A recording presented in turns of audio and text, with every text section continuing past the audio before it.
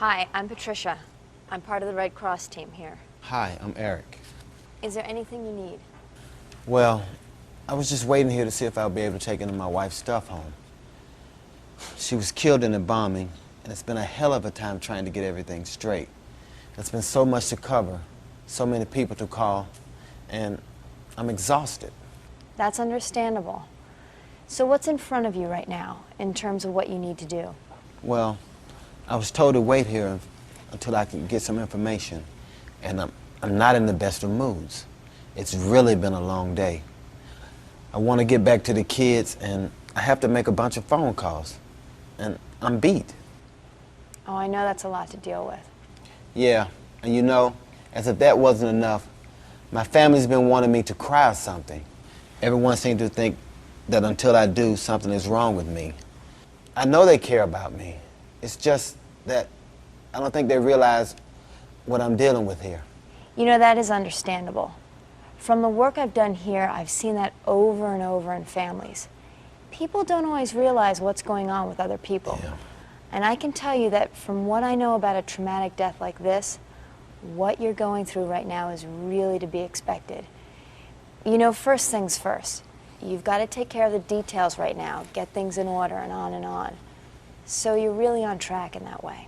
Well, that's good to know. Maybe I can tell my family that. They'll back off.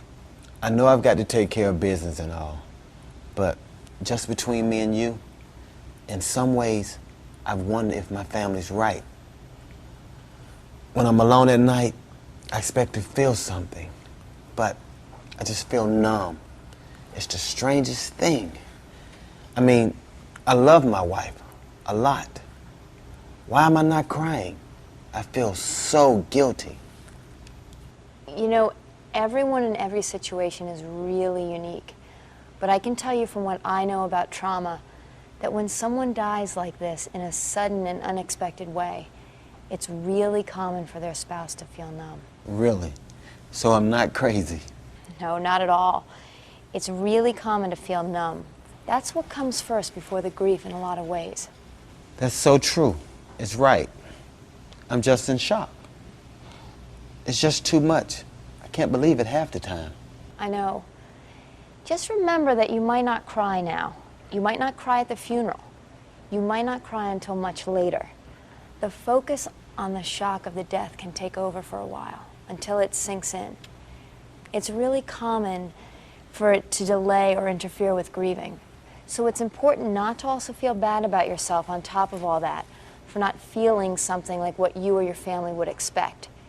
Instead, just let it be. Just let your reactions follow at their own pace, you know? That's really good to know.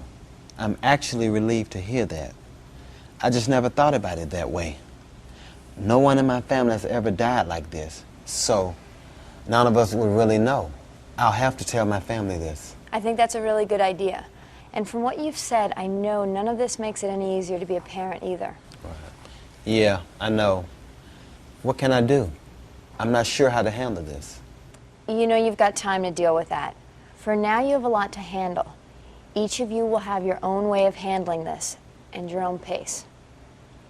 You know, it's really true. We all have our own personalities. It's amazing for being related. Yeah, and that has to be appreciated and respected. If you can just set up an attitude of the family understanding each other, you're doing really well. If you're having a hard time, you can tell them something like, I'm not doing so well, but in a few months I'll feel better. But we don't need to go into that now. You can talk about that later when you have time and less pressure. Okay. I don't want to leave you in the middle of it. If you want to take more time later, you can choose the right place and time. Okay. I'll be here from 10 until 6 for another 2 weeks.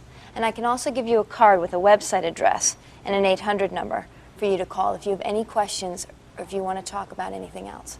Thanks, that would be great. Someone will always be at that number whenever you want. There are some good people down there who can talk with you about yourself, your kids, you name it.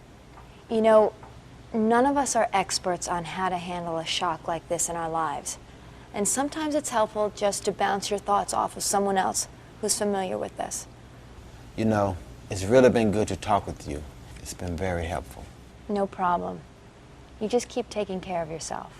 And please feel free to call if you ever need anything. Thanks.